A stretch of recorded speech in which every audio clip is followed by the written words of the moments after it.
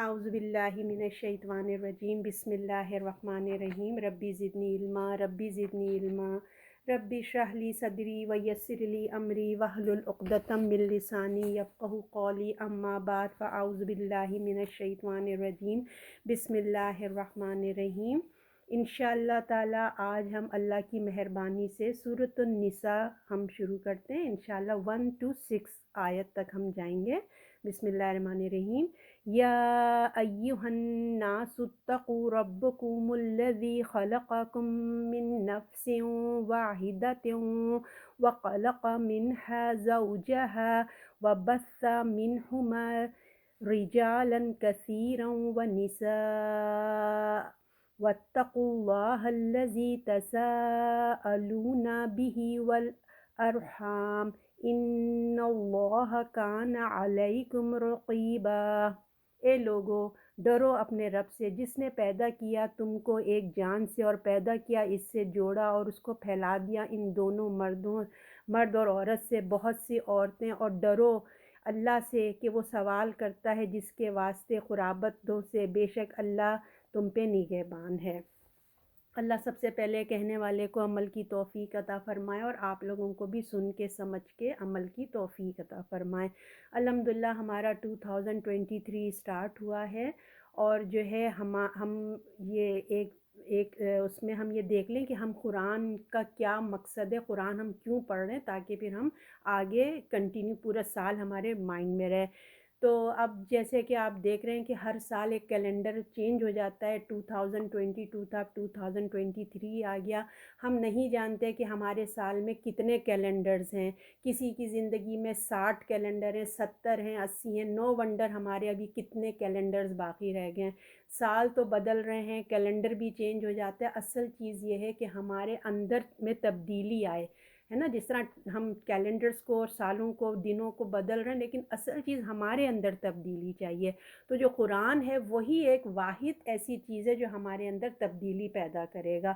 تو قرآن کا جو مین مقصد ہے، مین جو اس کا سبجیکٹ ہے، وہ یہ ہے کہ لوگوں کو انذار کر دو، لوگوں کو خبردار کر دو۔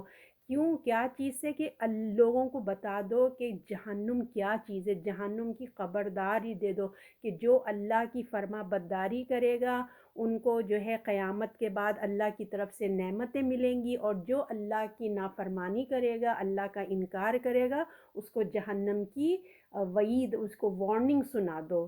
یہ موضوع ہے ہمارے قرآن کا۔ اور اس کی طرح دیکھیے کہ خوشخبری دے دو، مطلب حق اسی طرح یہاں کوئی آخرت کا ایکسکیوز، مطلب اللہ تعالیٰ کہتے ہیں ایسے بیان کر دو جا کے ان کے سامنے کہ آخرت میں جو ہے نا لوگوں کے پاس کوئی ایکسکیوز نہ رہے کہ ہمیں تو پتہ ہی نہیں تھا، ہم نے تو تیاری نہیں کی۔ آخری درجے تک ہمیں ان تک میسیج دے دینا ہے۔ اور پھر قرآن کا ٹاپک یہ ہے کہ ہمارا جو اندر نفس ہے نا اس کی پاکیزگی چاہیے اللہ کو۔ ہم آگے ہر کے ساتھ آپ نے دیکھا کوئی نہ کوئی برائیاں لگی ہوئی ہیں، ہماری نفس میں نا کوئی نہ کوئی، اگر میرے اندر کوئی برائی ہے تو آپ کے اندر ڈیفرنٹ ہوگا۔ یہ اللہ نے ایک امتحان کے لیے رکھا ہوا ہے۔ تو ہمیں ان برائیوں کو کلین کر کے جو ہمارے اندر اللہ نے ایک امتحان کے لیے ڈالا ہے اس کو ہمیں پاکیزہ بنانا ہے، کیونکہ جنت میں جائیں گے ہی لوگ، جو پاکیزہ لوگ ہوں گے، جنت انہی کے لیے پیدا کی گئی ہے۔ تو قرآن ہمیں جو ہے ان باتوں کے اوپر غور و فکر کرتا ہے تاکہ ہم اپنی پاکیزگی اختیار کریں۔ تو قرآن کا موضوع ہمارا نفس سے بھی ہے، انسان، قرآن کا موضوع انسان ہے، تاکہ اس کو خوشخبری اور ڈراوے کی وعید دے دیں، اور اس میں آخرت کی باتیں بھی آئیں گی اور پاکیزگی کہ ہمیں اپنے نفس کو کیسے پاکیزہ کرنا ہے۔ تو یہ قرآن کا ایک لمسم بات ہے کہ جس کی وجہ سے ہم پڑھ رہے ہیں تاکہ ہمارے نفس کی پاکیزگی ہو۔ تو بسم اللہ الرحمن الرحیم، سورۃ النساء۔ جیسے کہ آپ کو پتہ ہے کہ ہم نے جو ہے لاسٹ ٹائم سورہ بقرہ اور سورہ آل عمران پڑھی تھی۔ یہ ایک جوڑا تھا، ہے نا، ایک جوڑے کی صورت تھی، دو جوڑے مل کے ایک سورہ میں دو جوڑے ہوتے ہیں۔ اور اسی طرح اب ہم سورہ نساء اور سورہ مائدہ یہ پڑھیں گے، یہ ایک دوسرے کے جوڑے ہیں۔ تو اس کے بعد جو آپ کو پتہ نا جوڑا جب ملتا ہے نا تو ایک مقصد کی تعمیر ہوتی ہے، ایک مقصد پورا ہوتا ہے جوڑا ملنے، تو یہ دونوں میں بھی یہ جوڑے کے لیے آئے ہیں۔ اور پھر ہم نے دیکھا تھا کہ سورۃ البقرہ اور آل عمران میں جو تھا مین سبجیکٹ جو تھا وہ احکامات تھے، ہے نا، ایمان اور عمل پہ، تزکیے پہ بات تھی، اور کفار سے، اہل کتاب سے مخاطب تھے، اور ہم مسلمانوں سے بھی تھا تاکہ ہمارا نفس کا تزکیہ ہو جائے، احکامات بتایا گیا، اور منافق، منکرین، سب اللہ تعالیٰ نے ان کو الگ الگ کیا۔ اب اسی طرح یہ والی جو سورہ ہے، سورہ نساء، اس میں زیادہ تر ہمارے معاشرتی ٹاپکس آئیں گے، جو ہوتا ہے نا معاشرتی ایشوز آئیں گے، اور آئلی زندگی بھی اس میں شامل ہے کہ کس طریقے سے جو پرابلمز ہیں وہ کس طرح، یتیموں کے بارے میں، عورت کے بارے میں، اور جو ہے اور جو بھی وراثت ہے وہ آئے گا اس کے اندر، منافقوں کی آیات، منافقوں کے بارے میں کافی بات ہوگی۔ تو کیونکہ قانونی طور پہ تو وہ مسلمان ہوتے نا، جو منافق ہوتے ہیں، اب یہ دل کا معاملہ تو اللہ جانتا ہے صرف، مگر بظاہر جو قانونی سامنے مسلمان ہی نظر آتے ہیں، تو اس کے اندر یہ بھی سبجیکٹ آئے گا سورۃ النساء میں۔ اور پھر اللہ تعالیٰ جو ہے ہم کو جو معاشرے کے کمزور طبقہ ہے نا، یہ یتیم ہیں، عورت ہیں، غلام ہیں، تو یہ سب اس ٹاپک میں ہم کور کریں گے انشاءاللہ تعالیٰ۔ اور یہ مدنی صورت ہے، مدینے کے بعد یہ جب مدینے میں ہجرت کے بعد یہ نازل ہوئی تھی۔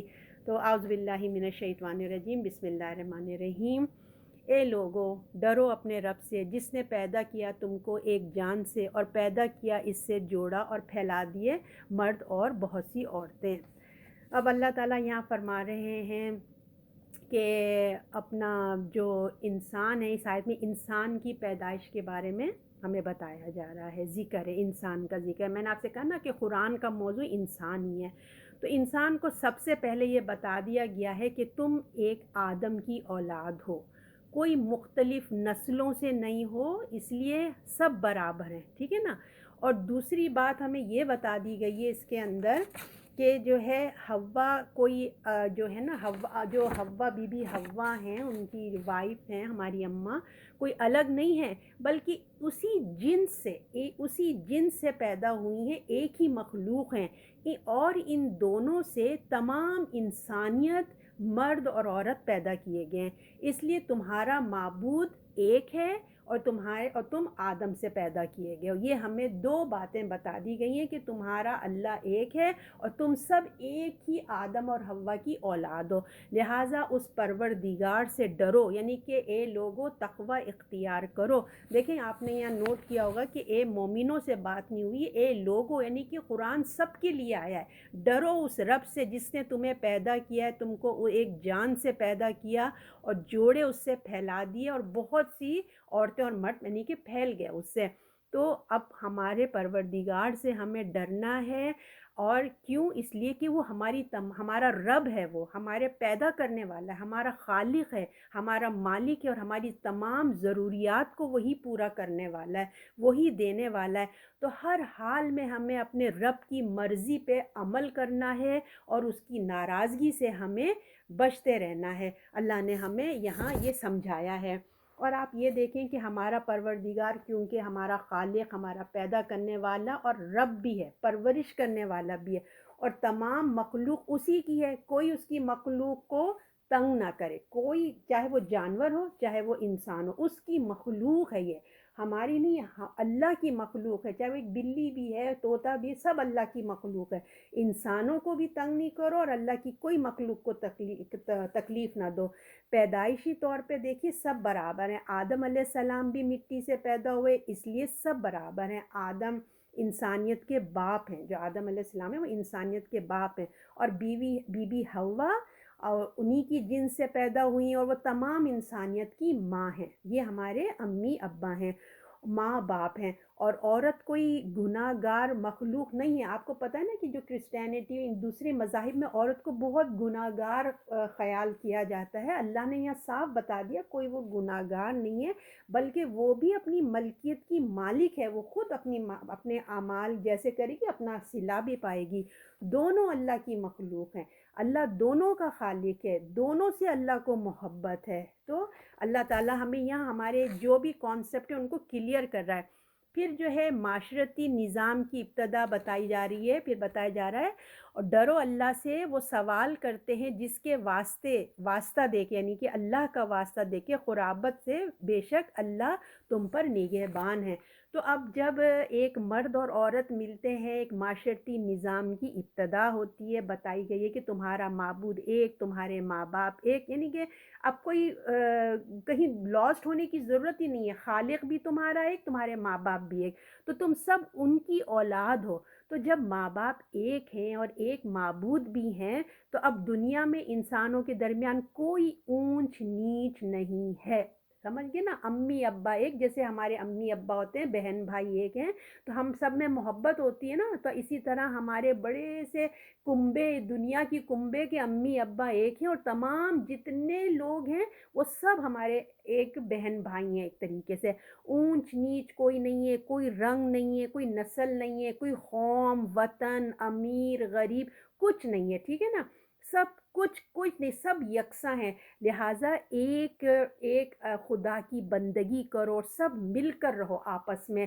آدم باپ ہیں اور حوا ہماری امی ہیں، تو مرد اور عورت دونوں ہی ایک خلقت ہے، لہٰذا اس کے بھی ہم حقوق ہیں، یعنی کہ ہم سب اللہ ایک ہی اس سے ہیں، تو ہمارے اس میں ہمیں ایک دوسرے کی حقوق کا بھی خیال کرنا چاہیے۔ ایک خدا سے تعلق ہے ہمارا، تو دوسرا کیا ہے؟ رحم کا رشتہ، ایک یہ ہے نا، ہم اس ایک دوسرے کے ساتھ خدا کا واسطہ دے کے رحم مانگتے ہیں۔ آپ دیکھیں کبھی کوئی ایسے مسئلے مسائل پیش آ جائیں تو آپ دیکھے ہوں گے کہ ہم کیا کرتے ہیں، ہم اللہ کا واسطہ دیتے ہیں، ہے نا؟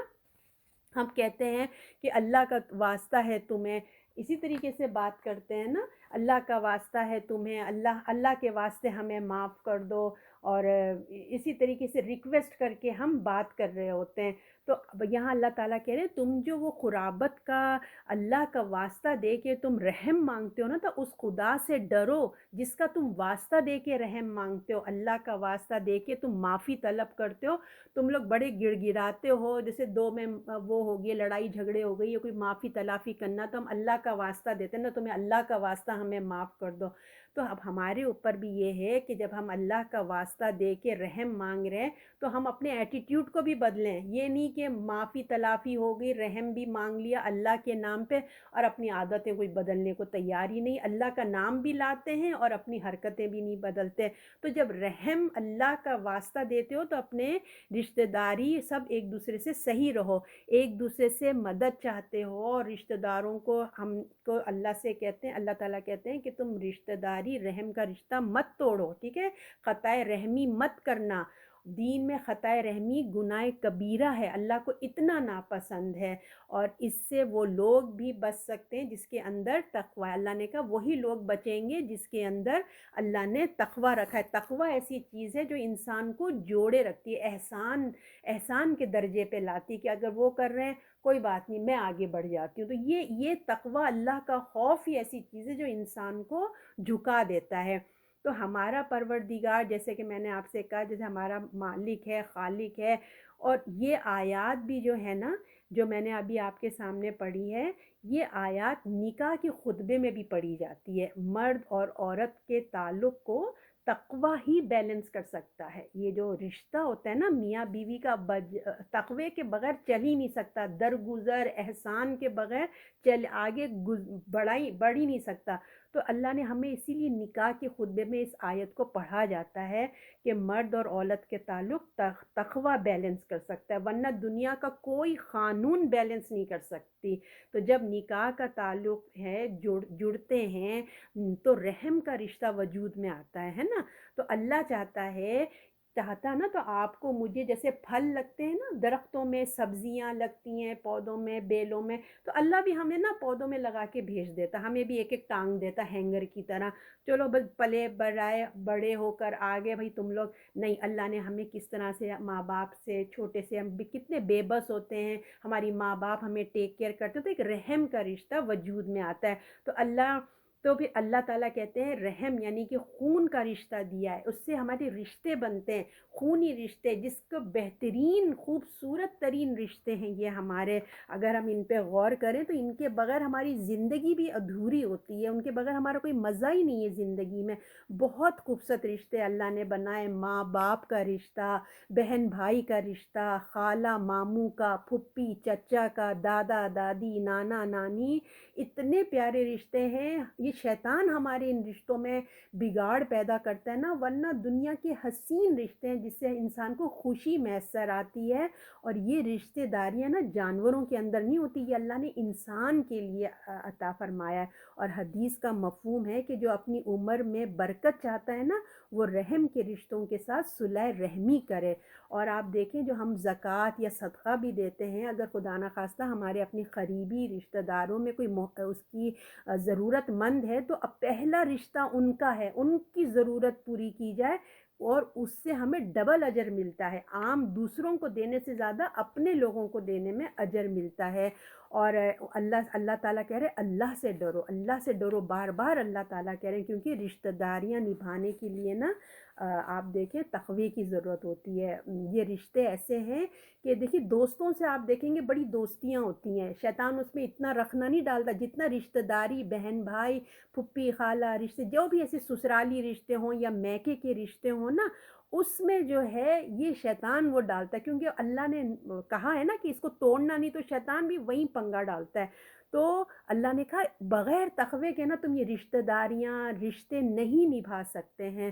اور ماں باپ کا آپ رشتہ دیکھیں کہ آج کل کیا ہو رہا ہے، ماں باپ اولڈ ہاؤس میں انسان چھوڑ کے آ جاتے ہیں، ہے نا، اولڈ ہاؤس کے اندر، کہ یہاں پہ جو ہے اپنا کیا کرتے ہیں کہ کتے بلیوں کو پال رہے ہیں گھر میں، ہے نا، انسانوں کی طرف سے رحم نہیں آ رہا ہے ان کے اندر، جانوروں پہ اتنا رحم ہے، ہر کیونکہ اللہ نے ایک رحم کا رشتہ ہمارے اندر پیدا کیا ہے نا، اندر ہے، کیونکہ ہماری تربیت نہیں ہے، ہمیں چینلائز نہیں ہے، ہم اس سے اتنا دور ہو گئے اپنی شریعت سے، اپنے دین سے، تو ہم اس کا غلط استعمال کر دیتے ہیں۔ تو وہ لوگ وہ چیز ان جانوروں میں ہمیں یہاں نظر آ رہی ہے، جانوروں سے محبت ہے مگر انسان کا وہ درجہ نہیں دے رہے۔ اللہ نے یہ نہیں کہا کہ جانوروں سے محبت نہ کرو، کرو مگر انسان کا تو حق ادا کرو نا۔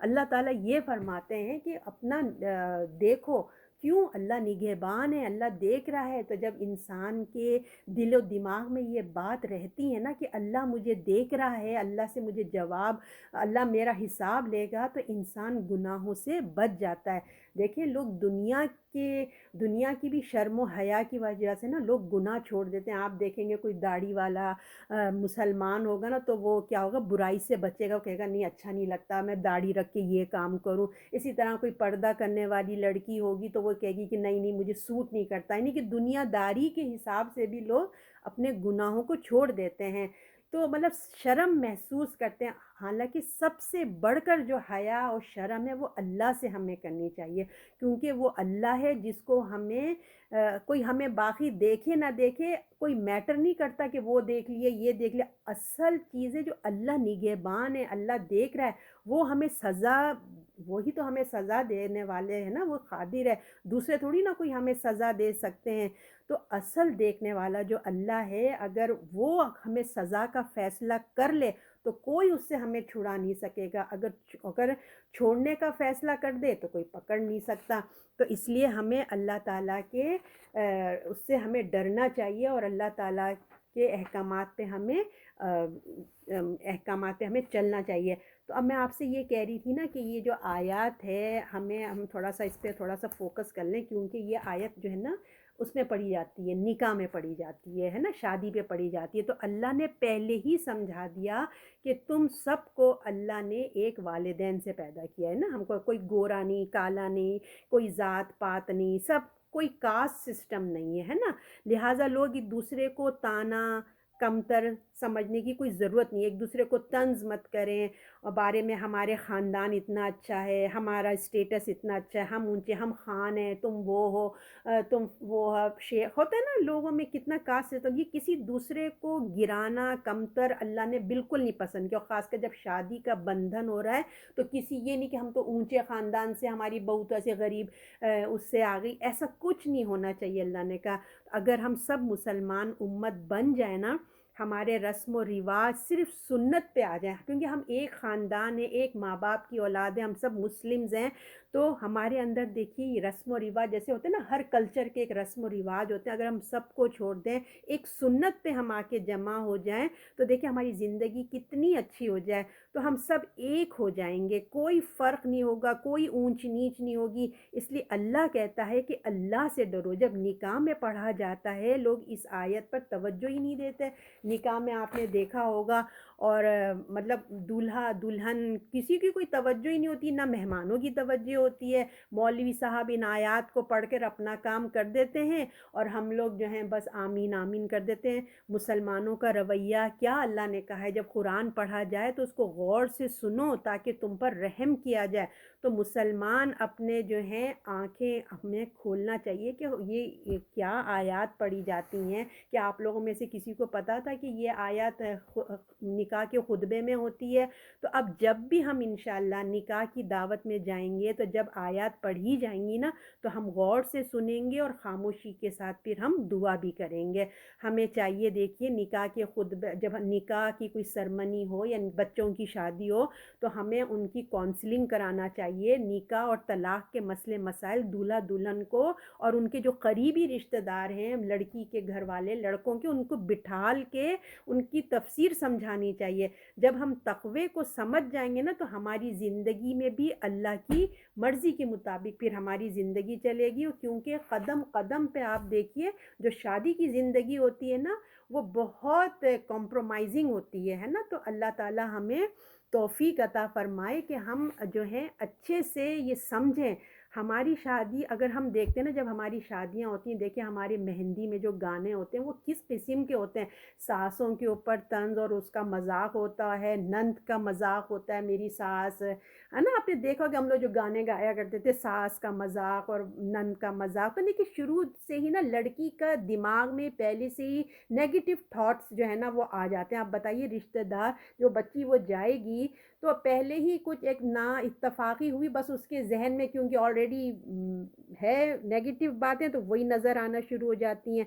تو ہم کو چاہیے کہ رشتہ داری ہمارے لیے، ہمارے دین میں بھی اور ہمارے کلچر میں بھی جو ہے نا رشتہ داری کو نبھانا ہے، ہمیں اپنا گھر کو آباد کرنا ہے اور ہمیں صلح رحمی کرنا ہے، جس سے ہمارے اندر دیکھیے صلح رحمی جب ہم کرتے ہیں ہمارے اندر اعلیٰ صفات پیدا ہوتی ہیں، قوت برداشت پیدا ہوتی ہے، ہمارے اندر فیاضی پیدا ہوتی ہے، اور ہم جو ہیں ورنہ اگر ہمارے اندر اچھی کوالٹیز نہیں پیدا ہوں گی تو غیبت، جھگڑے، ایک دوسرے کو سازشیں کرنا ہے نا۔ تقوی سے کیا بولتے ہیں، جب تقوی آتا ہے تو بہت فرق پڑ جاتا ہے۔ تو جہاں تقوی ہوگا وہ گھر جنت ہوگا، یاد رکھیے، ورنہ ایک دوسرے کو انسان دیکھنا بھی پسند نہیں کرتا۔ تقوی ہی وہ چیز ہے، وہ اللہ ہی کے اوپر ہمارے پتہ ہے کہ اللہ ہمیں اس کا اجر دے گا، ہمیں کل کو ملے گا، تو اس بیس پہ جو ہے نا ہم بہت آگے نیکی کر جاتے ہیں۔ اب چلیں اللہ تعالیٰ آپ کو مجھے تقوی نصیب فرمائے۔ اب آیت نمبر 2 ہے، اور یتیموں کو ان کا مال دے دو اور مت بدلو برے مال کو اچھے مال سے، اور نہ کھاؤ اس کا مال اپنے مال کے ساتھ، بے شک یہ برا وبال ہے۔ اب اللہ تعالیٰ، میں نے آپ سے کہا تھا نا کہ اس میں معاشرے کے کمزور طبقے کے بارے میں بات ہے، تو اب ابتدا یہاں سے ہو رہی ہے۔ پہلے اللہ نے کہا تقوی اختیار کرو، تقوی کے بغیر میں نے آپ سے کہا کوئی رشتہ، کوئی چیز نہیں آگے جا سکتی۔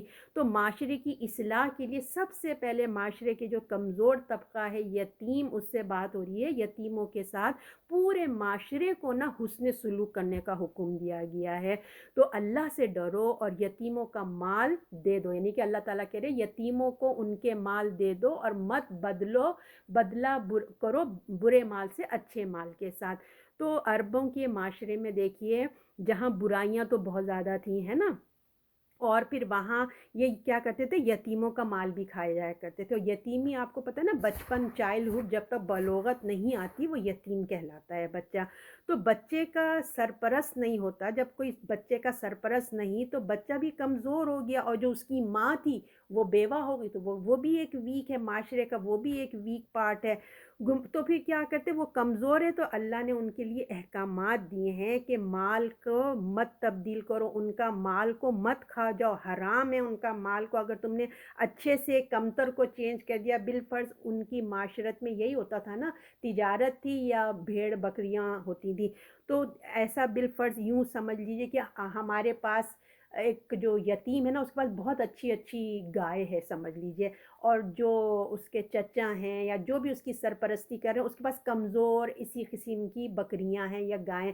اس نے کیا کیا، اس نے کہا ارے واہ، میں یتیم کی تو سرپرست اپنے بھتیجے کا کر رہا ہوں، اس کی گائیں اپنے اس میں لے آتا ہوں اور اپنی گائیں اس کو دے دیتا ہوں، یا بکریاں سمجھ لیجیے، بکری تو ہے نا، اب اچھے اللہ نے کہا یہ نہ کرنا، یعنی کہ اچھے سے کوالٹی کو تم چینج مت کر دو، جو ان کی چیز ہے وہ انہی کے رہنے دو۔ اسی طرح آپ کوئی زمین ہے، ہاں کوئی کہیں گے 1000 گز کا تو پلاٹ ہے نا، ایک یتیم کا پلاٹ بہت اچھے ایریے میں، اور ان کا جو ہے وہ ایسی ایریے میں، اس نے کہا ایکول ہے نا، چلو میں چینج کر دیتا ہوں۔ اللہ نے کہا یہ نہیں کرنا، کبھی بھی نہیں کرنا، ورنہ یاد رکھو یہ مال کا بدلنا کھانا دونوں حرام ہے تمہارے، کچھ نہیں کرنا، اور نہ کھاؤ ان کا مال، اور اپنے مال کے ساتھ بے شک یہ برا وبال ہے۔ اللہ تعالیٰ نے کہا کمتر کا مال کبھی نہ کرنا، اور جو ہے پیسہ بھی یہ نہیں کہ جلدی جلدی تم نے خرچ کر دیا اور کچھ بھی نہ بچا، کبھی ایسا نہیں کرنا، اور یہ صرف تمہارے صرف یتیموں کے لیے نہیں بلکہ کسی کے ساتھ بھی نہیں کرنا، کسی کے مال کو خیانت نہ کرنا، اس کے اچھے مال سے تم اپنے مال کو تبدیل نہیں کرنا، کسی غریب کے مال کو یا یتیم کے مال کو تم اپنا خراب مال، یعنی کہ اس کا پیسہ تم نے کھا لیا غریب یتیم سمجھ کے، تو تم نے ہمیشہ کی زندگی کے لیے اپنے لیے وبال پیدا کر لیا۔ اللہ اس سے ہم کو وارننگ دیتے ہیں کہ ایسا سب تم کچھ نہیں کرنا۔ اب آیت نمبر 3 ہے، اس میں بتایا جا رہا ہے اگر وہ تم کو اگر تم ڈرو کہ تم انصاف نہ کر سکو گے یتیموں کے بارے میں، تو نکاح کر لو جو اچھی لگیں تم کو، عورتیں 2 2 3 اور 4۔ پھر اگر تم ڈرو تم کو تو نہ انصاف کر سکو گے تو ایک یا جو قبضے میں ہوں دائیں ہاتھ تمہارے، یا قریب ہے کہ نہ تم ان کی طرف جھک پڑو۔ اب یہ آیت تو آپ بہت فیمس آیت ہے، مردوں کو کوئی آیت سنت یاد ہو نہیں ہو، یہ بات تو یہ آیت تو ان کو یاد ہی رہتی ہے نا۔ تو اللہ تعالیٰ ہمیں جس طرح ہمیں بتا رہے ہیں کہ دیکھیے آج کے جو معاشرہ ہوتا ہے نا، آج کے معاشرے میں جیسے گورنمنٹ ہیلپ کرتی ہے نا غریبوں کی، گورنمنٹ ہیلپ کر دیتی ہے، اس زمانے میں سب ایسا سب نہیں ہوتا تھا۔ تو جو اس زمانے میں قبائلی طور طریقے ہوتے تھے نا، قبائلی نظام ہوتا تھا، تو قبائلی نظام میں نا اولاد پر ڈیپینڈ ہوتا تھا سب کچھ، ٹھیک ہے، یعنی کہ ان کی طاقت تھی، اولاد لڑکے ہونا ان کی طاقت تھی، ان کی حفاظت تھی، یوں سمجھ لیجیے ان کی آرمی تھی، یوں سمجھ لیجیے تو نا ان کے، تو لہٰذا وہ لوگ نا بہت شادیاں کرتے تھے، زیادہ سے زیادہ شادی کرتے تھے تاکہ زیادہ سے زیادہ اولاد ہو۔ تو اب جو ہے نا یتیموں کی حفاظت کے لیے نا، اگر بچوں کی، اب اللہ تعالیٰ یہاں یہ فرما رہے ہیں کہ اب اگر تم ڈرو تم انصاف نہ کر سکو گے یتیموں کے بارے میں، تو نکاح کر لو جو اچھی لگیں تم کو، عورتیں 2 2 3 3 4 4، ٹھیک ہے۔ اب جب یتیموں کے بات آ رہی ہے، ان کے تحفظ کی بات آ رہی ہے، ان کی سیکیورٹی کی بات آ رہی ہے، تو کیسے سیکیورٹی ہوگی بچوں کی؟ اب اللہ تعالیٰ کہہ رہے ہیں ایک اللہ نے آپشن رکھا ہے سامنے، ٹھیک ہے، اللہ نے کہا کہ تم ایسے کرو، یتیم بچے اگر ہیں تو ان کی ماں بھی تو بیوہ ہوگی نا، ہے نا، اگر تم چاہو تو وہ ان کی ماں سے شادی کر لو تاکہ یتیم کو سرپرستی بھی مل جائے گی اور اس کے مال کی حفاظت بھی ہو جائے گی۔ بالفرض اگر ماں بھی نہیں ہے، ایک بڑی بہن ہے جس کے چھوٹے چھوٹے بہن بھائی ہیں، وہ بچے یتیم ہیں سارے، ایک بچی جو ہے بالغ ہو چکی ہے، تو ایسے کرو کہ وہ اس کی بڑی بہن سے شادی کر لو، ہے نا۔ تو اللہ نے ایک آپشنز رکھے ہیں تمہارے سامنے کہ اگر تم چاہو تو یتیموں، اگر تم ڈرو کہ بھائی ہم یتیم کا مال ایسا نہ ہو کہ ناجائز کھا لیں، کچھ مال میں غلط ملت ہو جائے، تمہارے دل میں ایک ڈر ہے، تو ایسے کرو ان کو اپنے ہی گھر لے کے آ جاؤ، پھر تمہارا ہی اپنا مال ہو جائے گا، تم باپ بن جاؤ گے، ہے نا۔ تو اس طریقے سے تمہارے دل سے ڈر نکل جائے گا، اللہ نے ایک طریقہ بتایا ہے۔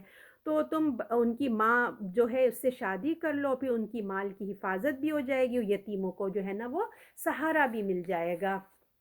तो फिर और फिर जो है ना औरतों में माशरे की, आपको पता है ना कि जो बेवा औरत होती है वो माशरे की एक कमज़ोर चीज़ होती है, उसको भी सहारा हो जाएगा। तो अल्लाह ने यहाँ 4 तक की इजाज़त दी है। और अब ये जो लिखा है ना 2-2, 3-3, 4-4, ये एक लिखने का अंदाज़ है। कोई ये ना समझे कि 2-2-2, 3-3-3 ऐसे नहीं समझे, ठीक है? 2 का मतलब है 2, 3 का मतलब है 3, 4 का मतलब है 4। ये कुरान का एक अंदाज़ है जो हमें लिख के बता रहे हैं। तो अल्लाह ने हमें 4 तक की इजाज़त दी है, बस मर्दों को 4 तक की इजाज़त, क्योंकि ये जो थे ना अरब में बहुत शादियां करते थे, कोई उनकी लिमिट नहीं थी, बहुत करते थे, लेकिन अल्लाह ने अब हद रख दी 4, ठीक है? तो अल्लाह ने तुम्हें ये खबरदार करता है कि ऐसा ना हो कि यतीम के माल में इंसाफ करते करते ना, अब अल्लाह आगे क्या बता दे, तुमको उनसे 2-2, 3-4, फिर अगर तुम डरो तुम कि इंसाफ ना करो तो एक या जो तुम एक ही के ऊपर गुजारा कर लो। अब जैसे 3-3 हैं, तुमने 3 शादी कर ली, 4 शादी कर ली, 2 कर लिए, और फिर यतीमों का भी तुमने टेक केयर करना है ना? अब अल्लाह ताला फरमा रहे हैं कि देखो यतीम के माल में तुमने शादी क्यों की थी, तुम्हारे पीछे ये पर्पस था कि मैं उसको किफ़ालत दे दूं, यतीम के माल का तहफ़्फ़ुज़ भी हो जाए और उनको सहारा भी मिल जाए। तो यतीम के माल में इंसाफ करते करते ऐसा ना हो कि तुम अपने बीवियों के मामले में ना इंसाफ़ी कर बैठो। तुमने 2-2, 3-3 जो शादी कर ली, अब पता चल रहा है कि तुम उनमें जो है बैलेंस ही नहीं कर पा रहे हैं, है ना? तो बेहतर ये है कि तुम एक ही शादी करो भाई, है ना? एक ही शादी करो, यतीमों की माल की हिफाजत भी करते रहो, वो भी करते रहो, और तुम अपना जो तुम समझते हो कि जहाँ तुम एक के साथ जितना भी तुम अदल कर सकते हो ना वही काम करना। तो मामला इंसाफ करते करते कोई दूसरी, अल्लाह नहीं चाहता कि कोई दूसरी बेइंसाफ़ी हो जाए। तो लिहाजा सिर्फ एक पर ही सब्र करो, या अपनी फिर अगर तुम्हारे अंदर कोई लौंडी है तो अगर तुम्हारी अपनी ज़रूरत है तो अपनी लौंडी से पूरी कर लो, क्योंकि अभी गुलामी का दौर ख़त्म नहीं होगा, धीरे धीरे ख़त्म होता था। तो ऐसा ना हो कि ये 2 या 3 के चक्कर में तुम, ऐसा ना हो कि एक से तुम्हारी बड़ी मोहब्बत हो गई है, दूसरी बेचारी 3 जो हैं उनको तुम पूछ के भी नहीं देख रहे हो, है ना, अल्लाह को। फिर अल्लाह ने कहा ऐसी हरकत नहीं करना, अल्लाह को ये सब पसंद नहीं है। तो यहाँ पे इसलिए अल्लाह ने बड़ी ताकीद की है कि, और फिर ये देखिए ये कोई सुन्नत या कोई फ़र्ज़ की बात नहीं है, ठीक है ना? ये 4 एक वक्त में जो अल्लाह ने कहा है वो एक इजाज़त के तौर पे कहा है, ठीक है ना? अगर इंसाफ कर सकते हो तो की बात है। तो उनके अंदर खर्चा तुमने बराबर देना है, चारों को खर्चा बराबर देना है, उनको टाइम बराबर देना है। और अगर सफ़र पे ट्रैवल पे जा रहे हो तो ये नहीं कि अपनी फेवरेट बीवी को या खूबसूरत बीवी को अपने साथ रखा, नहीं, हर दफ़ा ट्रैवल पे जिसकी बारी हो उसको ज़रूर लेके जाना। और दिल के मामले में इंसान बेबस है, जैसे हमें होता है ना बच्चों से, हमारे जो फर्मा बरदार बच्चा होता है उस पर हमें ज़्यादा मोहब्बत आ जाती है, इस तरह दिल का मामला, दिल पे तो नहीं होगा लेकिन जो माल और वक्त और खर्चे की बातें ना वो तुमने इक्वल करना है। और फिर आप देखें कोई बीवी अपना हक माफ़ कर दे, जैसे होता है ना, बीवियों ने कहा अच्छा मैं आपको अपना हक माफ़ करती हूँ, मेरी आज का दिन नहीं आता, अब दूसरी बीवी के पास जा सकते हैं, तो वो एक अलहदा चीज़ है, वो अपनी खुशी से अगर कर रही है तो ये जुल्म नहीं है। यानी कि जो अल्लाह ने कहा है ना 4 शादी, ये कोई जुल्म की बात नहीं है, ये अल्लाह की इजाज़त है, इंसाफ के साथ अगर तुम कर सकते हो। क्योंकि देखिए ये ज़िना, बेहियाई, और जो मर्द लोग गर्लफ्रेंड के बजाय, अल्लाह ने कहा जायज़ तरीका अपनाओ, ठीक है?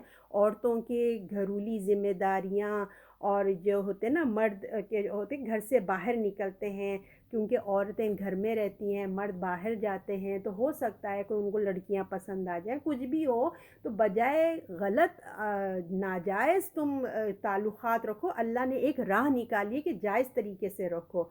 और आपको ये भी पता है कि जो है अपना, ऐसी उल्मा ने ऐसी बात कही थी कि औरतें घर की ज़िम्मेदारियां रखती हैं, उनकी आपने देखा होगा तो लंबी उम्र भी पाती हैं औरतें मर्दों के मुकाबले में, क्योंकि उनके ऊपर जो है बहुत प्रेशर होता है और उनके ऊपर ज़िम्मेदारियां होती हैं घर की, तो आपने देखा होगा कि उनकी उम्रें भी थोड़ी कम होती हैं।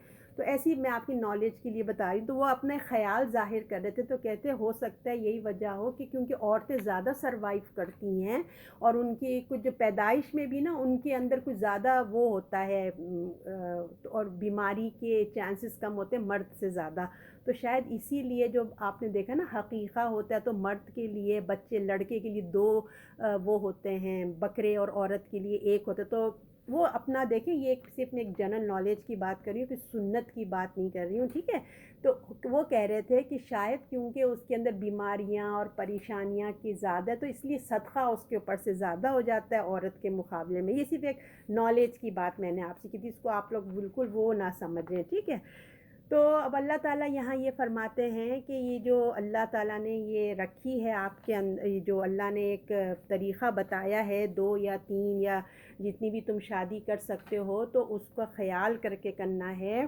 اور ایک ایمرجنسی کی صورت اللہ تعالیٰ نے بتائی ہے. ہم لوگ ابھی سورہ آل عمران پڑھ کے آئے ہیں، آپ کو یاد ہوگا جنگ احد میں کتنے صحابہ ہمارے شہید ہو گئے تھے، ہے نا. ہر گھر سے جنازے اٹھے تھے.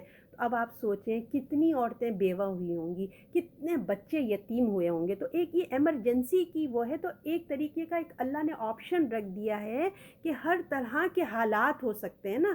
کسی کی بیوی مر سکتی ہے، ہو سکتا ہے کہ ایک ہی بیوی ہو مگر وہ بیمار رہتی ہے، وہ اپنا ازواج جو حق ہے وہ نہیں ادا کر پاتی، ہوتا ہے نا بعض دفعہ. تو اللہ نے ہر طریقے سے جو نا اوپن کر دیا. یہ کوئی میں نے آپ سے کہا نا کہ ایک رخصت ہے، ایک آپشن ہے یہ، کہ اب جو کر سکتا ہے اپنے اعتدال میں وہ کرے. ہمیشہ سے دیکھیے مردوں کو، چاہے اللہ یہ آیت اتارے نہ اتارے، مردوں نے، آج کی بات نہیں ہے، ہمیشہ سے آپ پچھلا دیکھیں مردوں نے ایک سے زیادہ ضرور شادی کی ہے. کبھی بہت کم ہے کہ مرد لوگ نہ کریں، مرد لوگ کرتے ہیں، ایک سے زیادہ شادیاں ضرور کرتے ہیں. اور لوگوں کو بس فرق یہ تھا کہ اللہ نے عربوں میں کیونکہ کو انلمیٹڈ ان کی شادیاں ہوتی تھیں، تو اللہ نے کیا کیا، ایک حد مقرر کر دی کہ بس چار سے زیادہ نہیں ہونی چاہیے. تو اللہ نے اجازت دی کہ اپنا جو ہے مرد شادی کرو تاکہ عورت کے لیے راہیں کھلے، ٹھیک ہے. اگر اللہ اجازت نہیں دیتا نا تو کیا ہوتا، طلاق کا مزید تعداد ریشو بڑھ جاتا. اگر اللہ کہتا ہے ایک ہی رکھنا اور مرد کو چھپ چھپ کے شادیاں کر رہا ہے، پھر ہوتا کہ میں اس کو پہلے طلاق دے دوں پھر دوسری شادی کروں گا، ہے نا. اللہ نے گنجائش رکھی ہے کہ بھئی سب کو حق دو اور رکھو، اگر تمہیں پسند آ جاتی ہے تو اس کو بھی لے آؤ، طلاق مت دو. ایک وقت میں دیکھیں 4 شادی کرنا سب سے زیادہ اچھی ایک، اگر ہم ٹھنڈے دل و دماغ سے سوچیں نا، کیونکہ ہمارا معاشرے میں ہے نہیں، انڈیا پاکستان کا یہ کلچر نہیں ہے نا، تو ہمیں بہت عجیب سی بات لگتی ہے یہ. آپ عرب میں دیکھیں وہ عورتیں فخر محسوس کرتی ہیں کہ ہمارے میاں کی تو اتنی بیویاں ہیں، یعنی کہ وہ اتنا رچ ہے کہ وہ افورڈ کر سکتے ہیں. اور ہمیں یہ چیزیں بہت بری لگتی ہیں کیونکہ ہمارے کلچر میں نہیں ہے. اگر ہم اس کو ایک اچھے طریقے وے سے سوچیں نا تو دیکھیں، اگر اس کو ایک مرد شادی کرنا چاہتا ہے، اس نے شادی کی، اس کو نہیں رہا جا رہا، اس کو طلاق دی، پھر دوسری سے شادی کر دی، پھر اس کو پسند نہیں ہے، پھر تیسری سے شادی کر لی. ایک طلاق دینا، پھر شادی کرنا طلاق دینا، یہ اللہ کو بالکل ناپسند ہے. اللہ تعالیٰ کہتے ہیں ایٹ اے ٹائم تمہیں کرنا ہی ہے تو بھلے طریقے سے طلاق مت دو. اس سے معاشرے میں ایک فساد برپا ہوتا ہے، آپ کو پتہ ہے نا، بچے بکھر جاتے ہیں، گھر ٹوٹ جاتا ہے، سوسائٹی ہر چیز ڈسٹرب ہو جاتی ہے. تو طریقے سلیقے سے تم بھلے 1 کرو 2 کرو، اپنے اس کو بھی رکھو اس کو بھی رکھو. اس معاملے میں عورتوں کو بھی دل بڑا کرنا چاہیے کہ بھائی اللہ نے اس کو اجازت دی ہے، وہ گھر سے باہر رہتا ہے، مرد ہے، اس کو پسند آ گئی تو اب کیا کر سکتے ہیں، ہے نا. تو اللہ تعالیٰ نے یہ گنجائش دی ہے. مرد دیکھیے زنا کریں، مرد جو ہے نا، مرد اگر زنا کریں، عورتوں کو آفسوں میں کوئی پسند آ جائے یا باہر معاشرے میں پسند آ جائے، وہ ماڈرن سمجھتے ہیں لوگ، جو ہے نا ماڈرن سمجھتے ہیں، یہ تو مردوں کی فطرت ہوتی ہے، وہ تو پسند کرتے ہیں، اس طرح سے بات کر دیتے ہیں نا. اسلام اس کو پسند نہیں کرتا. اللہ تعالیٰ نے یہاں پہ اسٹاپ لگا دیا ہے.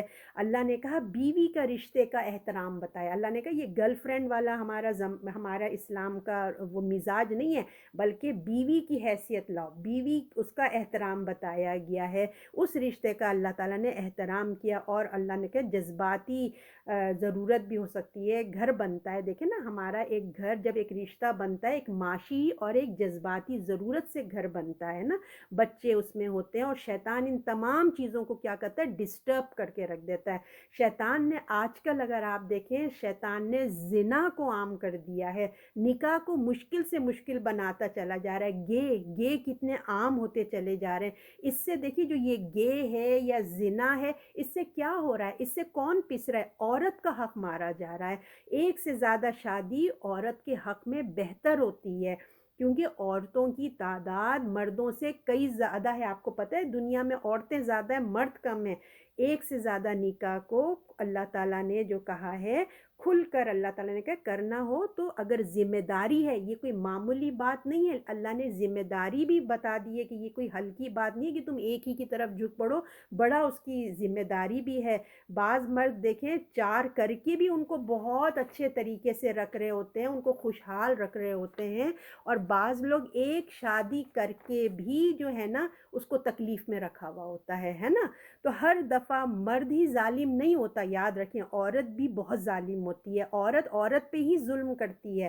بعض عورتوں میں اتنی جیلسی بھی ہوتی ہے، یقین کریں دوسری عورت کو وہ برداشت ہی نہیں کرتی، بعض دفعہ اپنی جو لڑکے کی ماں یا بہن ہوتی ہے اس کو برداشت نہیں کرتی، میرا میاں کیوں شیئر کرے، کیوں بات کرتا ہے اپنی ماں سے، کیوں اپنی بہن سے محبت کرتا ہے، کیوں اس کو پیسے دیتا ہے، کیوں میرے پاس پہلے نہیں آتا، ماں کو کیوں سلام کرنے جاتا ہے۔ عجیب عجیب ان لوگوں کی پرابلمز بھی ہوتی ہیں عورتوں کی نا۔ تو اللہ تعالیٰ یہ ہماری پرابلمز ہیں عورتوں کے اندر تھے، ان سے کیوں بات کی، کیوں پیسہ دیا، کیوں خرچہ دیا، یہ وہ فلاں۔ تو یہ سب اگر تقویٰ آ جائے نا تو یہ تمام چیزیں ختم ہو جائیں، تو عورت بھی خود غرض اور ظالم ہوتی ہے۔ یاد رکھیے آپ دیکھیں کہ جتنے بھی آپ نے ڈرامے موویز دیکھے ہوں گے اس میں ساس بہو کی ہی آپ باتیں سنیں گے۔ ساس کون ہوتی ہے؟ ساس عورت ہی ہوتی ہے نا۔ کیوں سسر کے ساتھ پرابلمز نہیں ہوتے اس عورت کو نا، کیوں عورت کو عورت سے ہی آپ دیکھیے کہ پرابلمز ہوتے ہیں۔ تو اللہ تعالیٰ نے یہاں بتایا ہے کہ 3 جو بھی کرو اپنے طریقے سلیقے سے کرو، اور جو نبھا سکو اور ذمہ داری سے کرو وہی کرو۔ اللہ نے ایک آپشن رکھی ہے، جو بھی اس کو کرے اپنے اللہ کے احکام تقوی کو مد نظر رکھتے ہوئے کرے، یہ نہیں کہ ایک کی طرف جھک جاؤ اور دوسروں کو اگنور کرو، اس کی پھر سزا بھی بہت ہے۔ آیت نمبر 4 ہے، اور عورتوں کو ان کے مہر خوشی سے دے دو، پھر اگر وہ اس پر سے تمہیں اپنی خوشی سے کچھ چھوڑ دیں تو اسے ذوق شوق سے کھاؤ۔ اب مہر کی بات آ گئی، اب شادی کا معاملہ ہوا نا تو شادی کے ساتھ مہر بھی آ جائے گا۔ تو اب دیکھیں ایک شادی ہوتی ہے اپنی مرضی کی شادی، اور ایک اب یہاں جیسے ہم پڑھ رہے ہیں نا، اب یہاں بات ہو رہی ہے یتیموں کے مال کی حفاظت سے، پھر وہاں پہ ان کی امائیں بھی نکاح ہو رہا ہے، ان کی کسی سے بھی نکاح ہو رہا ہے، تو اب یتیموں کی مال کی حفاظت کے لیے تو سرپرست بن جاؤ۔ تو اب مسئلہ آیا کہ ایک ضرورت کے تحت جب ہم شادی کرتے ہیں، ایک تو اپنی مرضی سے کر لیا، ایک ہے ضرورت کے تحت کر رہے ہیں نا، تو میں آپ کو سمجھانے کے لیے کر رہی ہوں۔ تو ان کو بھی کیا وہ مہر دینا پڑے گا کیا؟ اب وہ ایک ہوتا ہے نا، ایک اپنی مرضی خوشی سے کر رہے ہیں، اب یہ ہے کہ بھئی ان کی سرپرستی کے لیے ہم ان کی ہیلپ کے لیے کریں، تو کیا اب ان کو بھی مہر دینا پڑے گا؟ تو اللہ نے صاف کہہ دیا کہ تمہیں دینا پڑے گا، ہے نا۔ اب چاہے تمہاری پسند کی شادی ہو چاہے تمہاری پسند کی شادی نہ ہو، سب ایک قانون ہے، سب کو مہر دینا پڑے گا۔ اگر عورت خود معاف کر دیتی ہے نا، یا کمی بیشی کر دیتی ہے، وہ اپنی مرضی سے کر دیتی ہے، تم اس کو جیسا چاہو پھر اس کو استعمال کرو، یہ اب بیوی کی مرضی پہ ہے۔ اچھا لیکن ابھی جو ہے نا ہمیں یہ نہیں مردوں کو کہا گیا کہ ان کو دھمکا کے ڈرا کے ان کو جو ہے دھوکہ دے کر، مانی کہ ہوتا ہے نا پہلی رات ہی معاف کروا لیتے ہیں، مجھے معاف کر دو، میرا مہر معاف کر دو، یا دھمکی دیا معاف نہیں کرو گی تو میں طلاق دے دوں گا۔ نہ دھمکا کے نہ دھوکہ دے کے، کوئی بھی طریقے سے تم نے اس کے مہر کو وہ نہیں کرنا ہے۔ اور اگر پہلے ہی بتا دو کہ تم ایک مشت مہر دے سکتے ہو یا پیمنٹس میں دے سکتے ہو، ہے نا، تو یہ تمام باتیں کلیئر ہونی چاہیے۔ اور یہ بیوی کی خواہش پہ ہے کہ وہ پیمنٹس میں لینا چاہتی ہے، فل لیتی ہے، یہ سب آپس کی میاں بیوی کے انڈرسٹینڈنگ پہ بات ہے، ٹھیک ہے۔ تو اللہ نے کیا کہا، میں ایک دفعہ آیت پڑھ رہی ہوں، عورتوں کی ان کے مہر خوشی سے دے دو، یہ خوشی ہے، کوئی تمہارے اوپر بوجھ نہیں ہے کہ ہائے کیا ہے، نہیں، ان کو دے دو مہر، ان کو دے دو، اللہ تعالیٰ نے کہا ہے۔ تو اب اللہ کا حکم ہے دے دو تو دے دو، ٹھیک ہے۔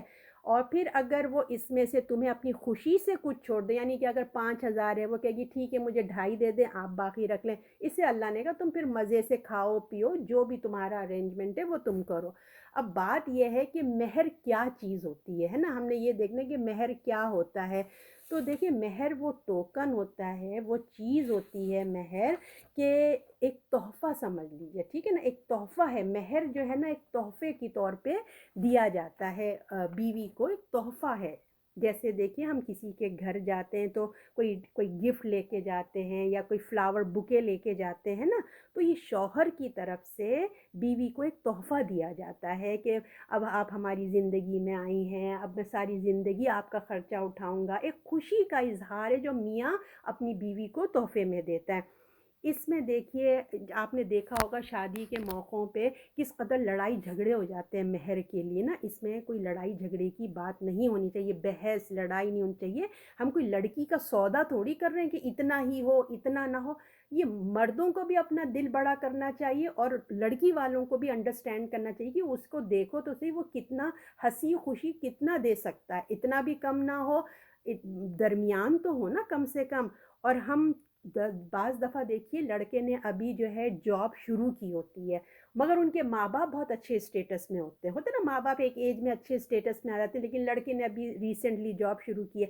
تو اب ہم یہ نہ دیکھیں کہ ماں باپ اتنے ہائی اسٹڈی اتنے اچھے اسٹیٹس میں، تو ہم اسی طرح سے لاکھوں میں جو ہے نا وہ مہر کر دیں، بچہ کماتا ہے 25-20 ہزار 50 ہزار اور آپ کر دیں کہ ہمیں 5 لاکھ مہر رکھ دیں، ایسے نہیں ہونا چاہیے۔ بچے کی جو تنخواہ ہے لڑکے کی اس طرح سے آپ نے رکھنا ہے، نہ کہ ماں باپ کے اسٹیٹس کو دیکھ کے نہیں رکھنا۔ تو ان چیزوں کو ہمیں رکھنا چاہیے اور لڑائی جھگڑے بھی نہیں کرنا چاہیے، خوشی خوشی لڑکوں کو بھی دل بڑا رکھنا چاہیے۔ تحفہ تو انسان اچھا ہی دیتا ہے نا، اپنی استطاعت کے مطابق دیکھتا ہے اور اچھے سے اچھا دینے کی کوشش کرتا ہے۔ اب ہے آیت نمبر 5، اور بیوقوفوں کو مت پکڑا دو ان کے مال، اپنے وہ مال جنہیں اللہ نے تمہاری گزران کا سبب بنایا ہے، اور انہیں اس میں سے کھلاتے پہناتے رہو اور اس سے معقول بات کرو۔ اب یہ وہی بچوں کے یتیم بچوں کی بات ہی چل رہی ہے کہ یتیم جو ہیں اگر ابھی نادان ہیں، ہوتا ہے نا بچے بلوغیت میں آ گئے مگر ابھی ان کی اتنا سینس نہیں ہوئی ہے، نادان ہیں بے سمجھ ہیں، تو ان کو جو ان کا مال جو تمہارے پاس ہے ابھی انتظار کرو، ان کو ابھی ہینڈ اوور مت کرو جب تک کہ وہ اس قابل نہیں ہو جاتے، اور پوری رقم ابھی ان کے ہاتھ میں مت دو، کیونکہ جو ہے ابھی وہ ان کو سنبھالنا ہی نہیں آتا، تو آپ کیا دیں گے ان کو ابھی مال، ابھی ان کو نہیں مت دو۔ اللہ تعالیٰ اس کو منع فرماتے ہیں کہ تم ابھی ان کو مال مت دو، کیونکہ جو ہے اس وقت ان کے مال کی حفاظت وہ نہیں کر سکتے، کیونکہ ابھی ان کے اندر میچیورٹی نہیں آئی ہے۔ ان کی جو مال ہے نا وہ ایک بہت امپورٹنٹ تھنگ ہے، ان کی ضروریاتی زندگی ہے، وہ مال جو ہے نا ایک ضروریاتی زندگی ہے، اللہ کی ایک نعمت ہے، اس کو پھینکنا نہیں ہے، ہم کو لاپرواہی نہیں دکھانی ہے، اس سے زندگی گزارنے کے لیے زندگی گزاری جاتی ہے۔ جن کو ابھی مال کی حفاظت نہیں آئی ہے ان کو مت دو، کیونکہ مال کی بربادی ہوگی۔ آپ دیکھیں مال کو جو ہے نا اللہ نے قرآن میں کیا کہا ہے، خیر کثیر اور فضل کہا ہے نا، قرآن نے اتنی اچھے طریقے سے اس کو بتایا گیا ہے۔ قرآن اور آپ کو پتہ ہے نا جو تنگ دستی ہوتی ہے، فقر و فاقہ ہوتا ہے، انسان کو کفر کی طرف تک لے جاتی ہے، تو اللہ سب کو اپنی حفاظت میں رکھے۔ اللہ نے اس چیز سے منع کیا کہ فضول خرچی اور لاپرواہی اچھی عادت نہیں ہوتی ہے۔ تو جو ہمارا گھر معاشرے میں نا اس ایک مسئلہ پیدا نہ ہو جائے مال کی وجہ سے، مال بہت ایک ضروری چیز ہے جس کی وجہ سے کیا ہوتا ہے، مال کی کمی سے گھر اور معاشرے میں مسئلے مسائل پیدا ہوتے ہیں۔ اخلاقی طور پر بھی کہا جا رہا ہے کہ ان کے مال کو تبدیل مت کرو، ہم نے پڑھا تھا، اور پھر سمجھ کر جب ان کے اندر سمجھداری آ جائے تب ان کی دو، تاکہ تم ان کی حفاظت کرو۔ مال کھانے کے لیے نہیں ہے، دیکھنا نقصان پہنچانے کے لیے بھی نہیں ہے، بلکہ ابھی وہ ناسمجھ ہیں، ابھی تم ان کو ہاتھ میں مت پکڑا دو، تم ان کی حفاظت کرو جیسے پہلے کر رہے تھے، ان کو کھلاتے رہو پلاتے رہو، ٹھیک ہے نا، اور اچھے سے پیار محبت سے ان سے پیش آؤ، اچھے سے بات کرو، جس طرح ایک باپ اپنے بچوں سے کیسے کرتا ہے، شفقت کرتا ہے نا، ان کی ضروریات کو پورا کرتا ہے، اس طرح تم بھی کرو، ان کے مال پر قبضہ مت جتاؤ، ان کے جو ہے مال کی حفاظت کرو، اور جیسے تم اپنی اولاد کے ساتھ پیش آتے ہو نا اسی طرح उनसे भी पेश आओ अच्छे तरीके से। तो अल्लाह ने कितने प्यार तरीके से देखिए कवर किया यतीमों के लिए, कि मैं फिर आयत को पढ़ रही हूँ। बेवकूफ़ों को मत दो, यानी कि मेच्योरिटी की उम्र, देखिए एक बलोगत की उम्र होती है, एक ज़हनी मेच्योरिटी भी होती है ना।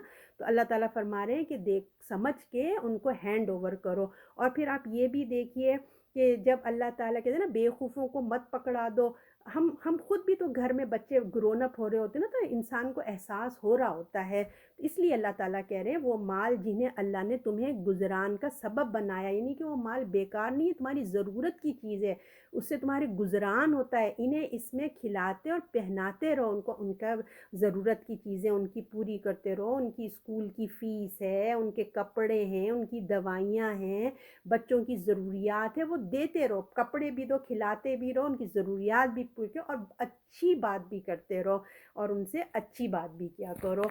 तो अल्लाह ताला हम सबको भी भाई यतीमों के साथ अच्छा मामला करने की कोशिश करें। आपने सूरह फजर में पढ़ा होगा, अल्लाह ताला कहते हैं तुम उनको माल तो दे देते, उनको इज़्ज़त नहीं देते।